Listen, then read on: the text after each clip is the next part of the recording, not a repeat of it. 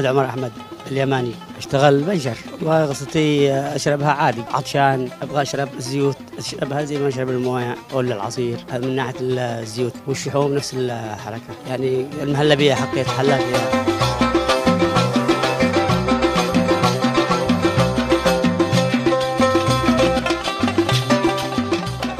كيف طعمه؟ تمام ما شاء الله.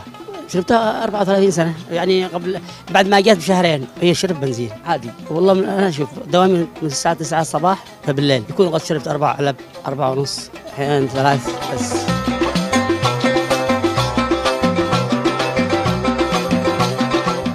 لا كشفوا عليه بس عشان يكشفوا عليه وطبيعي، حتى استغربوا في بريطانيين وامريكيين في جده استغربوا وجابوا معهم علبتين زيت اتش بي موبيل 1. بعدين يقولوا لي تفضل، شربتها عادي. بعدين قلت لهم معشي ما فيش الا هذه العلبتين ما فيش غيرها؟ قالوا لا. قاموا استغربوا قال ايش هذا علبتين، هذا ده السيارة، هذا معشي صار بني ادم. عشان كذا قالوا يضحكوا.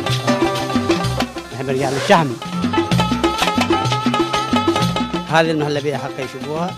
بسم الله حتنكسر المعلقة.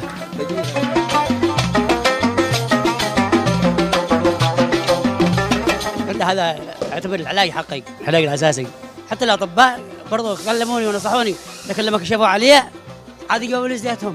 22 سنة تقريبا أنا أعرف الشخص هذا وأعرف إنه يشرب الزيت الله يعطيه الصحة والعافية، يبعدك شر المرض إن شاء الله. إن شاء الله باقي لك سيفون وفلتر وتشتغل سيارة. ما شاء الله تبارك الله، يعني صار مدمن عليها صلاة على رسول الله. يعني خسرنا ما شاء الله علبتين 3 علب باليوم، مخلف الشحم والدركسون والفرامل صلاة على رسول الله. الزباين كلهم ما شاء الله مستغربين، والعمال يشتكون منا، أخذ المكسب عليهم صلاة على رسول الله. محمد إيش هذا؟ هذا مويه بطارية. بسم الله الرحمن الرحيم.